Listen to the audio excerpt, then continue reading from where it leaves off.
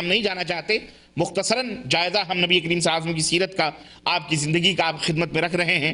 دعوت کی بنیاد جیسا کہ میں نے بتایا نبوت سے پڑ چکی تھی، آغاز گھر سے کیا گیا۔ اللہ عز و جل نے فرمایا کہ وَأَنذِرْ عَشِيرَتَكَ الْأَقْرَبِينَ، اے نبی اپنے قریبی رشتہ داروں کو ڈرائیے اللہ تعالیٰ سے اور جہنم سے۔ اس طرح سے اہل بیت کو دعوت حق پہنچائی۔ پھر قوم کی طرف آپ متوجہ ہوئے، تمام عربوں کو جن میں کوئی نبی مبعوث نہیں ہوا تھا، عربوں میں کوئی نبی مبعوث نہیں ہوا تھا، پھر قیامت تک ان تمام قوموں کے لیے اسے چھوڑ گئے جن کے کانوں تک وہ پہنچے۔ ابتدا میں 3 سال تک خفیہ چھپ چھپا کر کے یہ دعوت کا سلسلہ چلتا رہا۔ ایک زمانہ آیا کہ اللہ تبارک و تعالیٰ نے حکم دیا فَاصْدَعْ بِمَا تُؤْمَرْ وَأَعْرِضْ عَنِ الْمُشْرِكِينَ، اے نبی اب وقت آ گیا ہے کہ آپ دین کو کھلم کھلا لوگوں کے سامنے بیان کریں اور مشرکوں کی آپ پرواہ نہ کریں۔ چنانچہ جب یہ آیت کریمہ نازل ہوئی تو نبی علیہ السلام کوہ صفا پر کھڑے ہوئے اور تمام مکے کے لوگوں کو آواز دی اور کہا کہ اے مکے کے لوگوں یہ بتلاؤ کہ اگر میں تم سے یہ کہوں کہ اس پہاڑ کے پیچھے ایک دشمن لشکر جرار لے کر کے کھڑا ہوا ہے تو بتلاؤ کیا تم میری باتوں کا یقین کرو گے؟ وہ تم پر حملہ کرنے والا ہے۔ تو تمام مکے کے لوگوں نے کہا ہاں ہم یقین کریں گے، اس لیے کہ ہم نے ان 40 سالہ زندگی میں کبھی بھی یا 43 سالہ زندگی میں کبھی بھی آپ کو جھوٹ بولتے ہوئے نہیں دیکھا ہے، آپ امین ہیں، صادق ہیں۔ چنانچہ نبی علیہ السلام نے فرمایا کہ اگر تم مجھے امین اور صادق سمجھتے ہو تو سنو اللہ تبارک تعالیٰ کا یہ پیغام، کہو قولوا لا الہ الا اللہ تفلحوا، لا الہ الا اللہ کہو اور مجھے اپنا رسول مانو، مجھے اپنا پیغمبر مانو، کامیاب ہو جاؤ گے۔ ایک دوسری روایت میں ہے قولوا لا الہ الا اللہ تملک العرب والعجم، لا الہ الا اللہ کہو اللہ کے سوا کوئی معبود حقیقی نہیں، عرب و عجم کے مالک ہو جاؤ گے۔ بہرحال جس نے انکار کیا آپ کو معلوم ہے کہ گالیوں کا سب سے پہلا پتھر غیروں سے نہیں بلکہ آپ صلی اللہ علیہ وسلم کا اپنا حقیقی چچا ابو لہب، جس نے نبی علیہ السلام محمد بن عبداللہ کی پیدائش پر، اپنے بھتیجے کی پیدائش پر، جب نبوت کا تاج آپ کے سر پہ نہیں رکھا گیا تھا، اس کا اعلان نہیں ہوا تھا، اس وقت اپنے بھتیجے کی پیدائش کی خوشی میں جس نے سویبیہ لونڈی کو آزاد کیا تھا، وہی چچا جب یہ کلمہ لا الہ الا اللہ کی صدا سنتا ہے تو کہتا ہے تبا لک یا محمد لہذا جمعتنا، اے محمد صلی اللہ علیہ وسلم تیرے ہاتھ ٹوٹ جائیں، کیا تو نے ہمیں اسی لیے جمع کیا ہے؟ بہرحال میرے عزیزو یہ تقریر تھی، کلمہ توحید کی صدا تھی جو فاران کی چوٹی سے بلند ہوئی اور جسے علامہ حالی نے کہا کہ وہ بجلی کا کڑکا تھا یا صوت ہادی، وہ بجلی کا کڑکا تھا یا صوت ہادی، عرب کی زمین جس نے ساری ہلا دی، عرب کی زمین جس نے ساری ہلا دی۔ اس طرح سے نبوت کا اعلان ہوا اور آن حضرت صلی اللہ علیہ وسلم کے اوپر میرے عزیزوں میرے بھائیوں ابتلاءات اور آپ کے ماننے والوں کے اوپر جناب علی مصائب اور مشکلات کے پہاڑ توڑے گئے اور اس طرح سے وہ دور شروع ہوا مشقتوں کا اور محن اور شدائد کا اور مصائب کا اور ابتلاء اور آزمائش کا نبی کریم صلی اللہ علیہ وسلم کے اوپر شروع ہو۔ مسلمانوں کی تعداد بڑھی اور کفار کو خطرہ پیدا ہوا تو انہوں نے تکلیف پہنچانا شروع کیا اور پھر نبی علیہ السلام کو بھی تکلیف پہنچانا شروع کیا اور اسی طرح سے آپ کے اوپر ایمان لانے والوں کو بھی تکلیف پہنچانا شروع کیا۔ اور جب مصیبت حد سے تجاوز کر گئی تو نبی علیہ السلام نے مسلمانوں کو حبشہ کی طرف ہجرت کرنے کی اجازت دے دی۔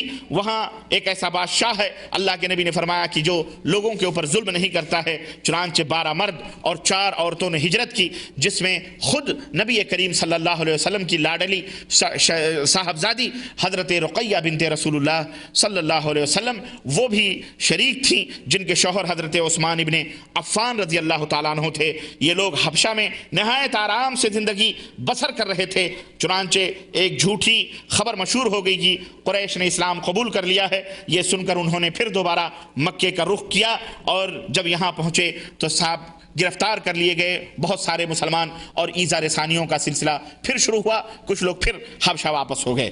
قریش کی ایذا رسانی اور ان کی تکلیفیں ان روز بروز بڑھتی رہیں، یہاں تک کہ مسلمانوں کے لیے اپنی جان بچانا بھی مشکل ہو گیا۔ آخر حضرت صلی اللہ علیہ وسلم نے پھر ہجرت کا حکم دیا اور اس طرح سے 83 مرد اور 7 عورتیں دوبارہ حبشہ روانہ ہوئیں اور نجاشی کی پناہ میں بڑی آسودگی اور بڑے آرام سے وہ رہنے لگیں۔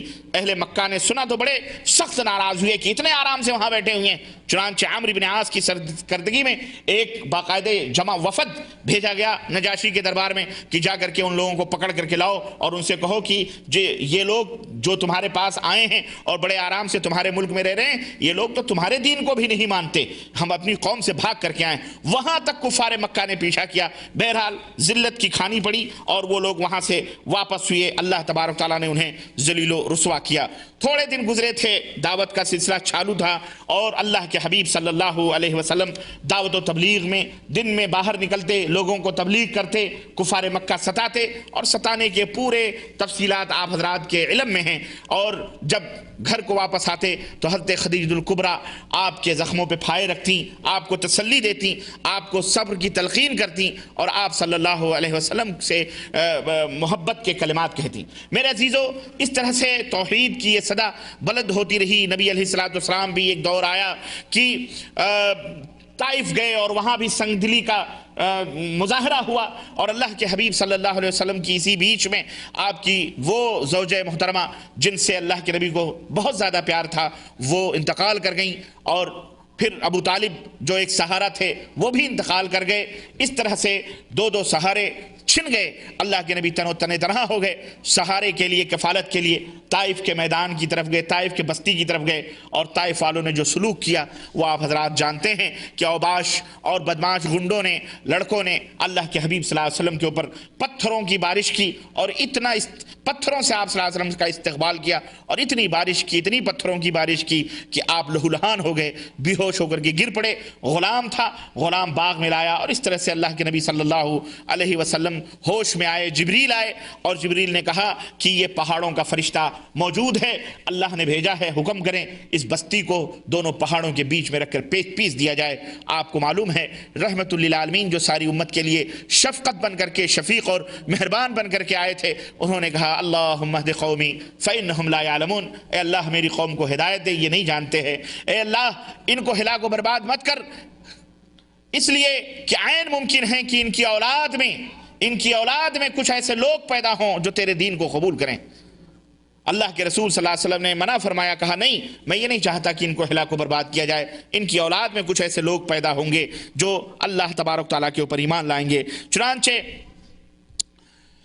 फिर नबी अलैहिस्सलातु वस्सलाम मक्का वापस आए और जब मक्का वापस आए तो अहले मक्का ने मीटिंग की कि अब मोहम्मद को मक्के के अंदर दाखिल नहीं होने देंगे सल्लल्लाहु अलैहि वसल्लम। क्यों?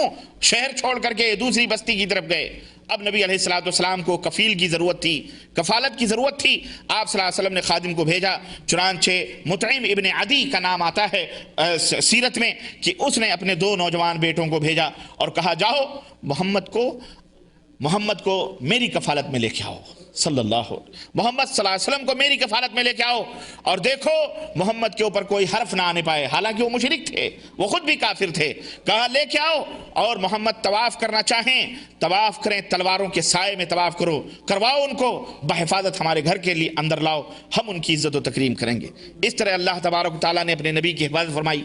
मुतइम इब्न अदी के दोनों बेटे तलवार लेकर के निकले और कहा कोई हमारी राहों में आएगा तो वो अपने बच्चे को यतीम पाएगा, उसकी बीवी बेवा होगी और उसका बच्चा, और वो खुद जो है अपने बच्चों से महरूम हो जाएगा।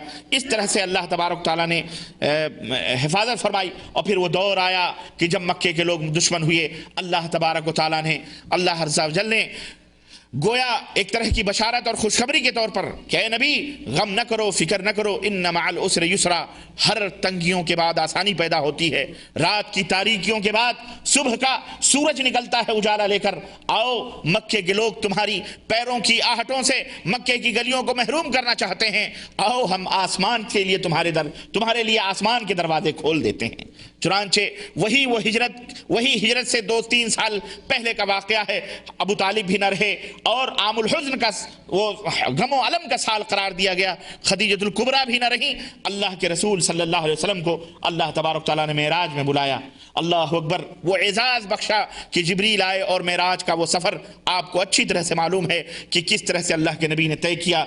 अल्लाह ने قرآن کے اندر اس کا ذکر فرمایا، اللہ عز و جل نے قرآن کے اندر اس کا تذکرہ فرمایا، سبحان الذی اسری بعبدہ لیلا من المسجد الحرام الى المسجد الاقصى الذی بارکنا حولہ لنریہ من آیاتنا انہ هو السمیع البصیر۔ ہم نے معراج کرائی مسجد اقصی سے، مسجد حرام سے مسجد اقصی تک، اور اس کے بعد تاکہ ہم بڑی بڑی نشانیاں دکھلائیں۔ آپ صلی اللہ علیہ وسلم اپنے روح اور جسم کے ساتھ آسمان، دوسرے آسمان، تیسرے آسمان، چوتھے آسمان، پانچویں آسمان، اور اس طرح سے چھٹے ساتویں آسمان پر، اور اس طرح سے اللہ تبارک و تعالیٰ کے قریب ہوئے، اور اللہ عز و جل سے ہم کلامی کا شرف حاصل کیا۔ اللہ عز و جل نے 50 وقت کی نمازیں فرض کی، اور پھر وہ 5 وقت کے اندر تبدیل ہوئیں، اور اللہ تعالیٰ نے فرمایا کہ یہ 5 وقت کی نماز 50 نمازوں کے برابر ہیں، جاؤ یہ ہدیہ لے کر کے تمہاری امت 5 وقت کی نماز پڑھے گی، لیکن ہم نے اس کے اندر اجر و ثواب کی تعداد 50 وقت کی رکھی ہے۔ اللہ کے نبی صلی اللہ علیہ وسلم آئے، مکے والوں سے بیان کیا، مکے والوں نے تمسخر اڑایا، مذاق اڑایا، اور آپ کو پتا ہے کہ امامت کبریٰ کا بھی اسی معراج میں یہ اعلان ہوا کہ جب نبی علیہ السلام واپس آئے اور بیت المقدس کے اندر جب آئے اور جبریل لے کر کے آئے تو دیکھا کہ بیت المقدس کھچا کھچ بھری ہوئی ہے۔ حضرت نبی کریم صلی اللہ علیہ وسلم نے فرمایا کہ جبریل یہ کون لوگ ہیں؟ کہا یہ انبیاء اور رسول ہیں، آدم سے لے کر کے اور آپ تک جتنے بھی انبیاء اور رسول آئے ہیں یہ مسجد کے اندر انتظار کر رہے ہیں۔ اللہ کے نبی صلی اللہ علیہ وسلم نے فرمایا کس چیز کا انتظار ہے؟ کہا نماز کا انتظار ہے۔ کہا ان کا امام کون ہوگا؟ حضرت جبریل امین نے نبی علیہ السلام کی باہوں کو پکڑا اور کہا اے محمد صلی اللہ علیہ وسلم، یہ آپ کی امامت کا انتظار کر رہے ہیں۔ اللہ تبارک تعالیٰ نے اس طرح حضرت محمد الرسول اللہ اور اس یتیم مکہ کو یہ مقام عطا فرمایا کہ ازل سے لے کر ابد تک جتنے بھی انبیاء اور رسول آئے تھے سب کی امامت کا تاج بھی حضرت محمد الرسول اللہ صلی اللہ علیہ وسلم کے سر مبارک پر رکھا، اور دنیا والوں کو یہ درس دیا کہ اے دنیا کے لوگوں، دنیا اگر اللہ کسی کو بچانا چاہے اسے کوئی مٹا سکتا؟ ہاں، دنیا کچھ نہیں کر سکتی ہے۔ اپنے نبی کا پیغام اور اپنا پیغام اپنے نبی کے ذریعے سے قیامت تک اللہ تبارک تعالیٰ پہنچائے گا، اور انشاءاللہ تبارک تعالیٰ یہ واقعات ہمیں یہ بتلاتے ہیں آج جن چیزوں سے ہم نا امید اور مایوسیت کے اور قنوطیت کے شکار ہیں کہ آج دنیا کے اندر اسلام کو رسوا کیا جا رہا ہے، بدنام کیا جا رہا ہے، مسلمانوں کو بدنام کیا جا رہا ہے، داڑھی والوں کو بدنام کیا جا رہا ہے، نیک اور شریف مسجدوں کو آباد کرنے والوں کو بدنام کیا جا رہا ہے۔ آج دنیا مایوسیت کا شکار ہو رہی ہے، لیکن جو لوگ نبی علیہ السلام کی سیرت طیبہ کو پڑھتے ہیں، جانتے ہیں، سمجھتے ہیں، وہ اس حقیقت کو اچھی طرح سے جانتے ہیں کہ یہ کوئی مشکلات نہیں ہیں۔ مشکلات تو وہ تھے جو ہمارے آقا و مولا حضرت محمد الرسول اللہ صلی اللہ علیہ وسلم ان کے صحابہ برداشت کر کے گئے، جو ظلم و ستم کی چکیوں میں وہ پسے ہیں، اس کے باوجود بھی اللہ تبارک تعالیٰ نے اس دین کو غالب کیا، اور آپ نے دیکھا، پوری دنیا نے دیکھا کہ پورا عرب زیر نگی ہوا۔ وہی طائف کے لوگ جو آپ صلی اللہ علیہ وسلم کو پتھر مارتے تھے، اللہ تبارک تعالیٰ نے ان کی نسلوں میں ایسے لوگوں کو پیدا کیا کہ سارے کے سارے طائف کے لوگ مسلمان ہو گئے۔ تو یہ ان مع العسر یسرا، ہر تنگی کے بعد آسانی ہوتی ہے، یہ اللہ تبارک تعالیٰ کا میسج ہے، یہ پیغام ہے، اور مسلمانوں کے لیے اس کے اندر بشارت اور خوشخبری بھی ہے۔ اس سیرت طیبہ سے ہمیں یہ معلوم ہوا۔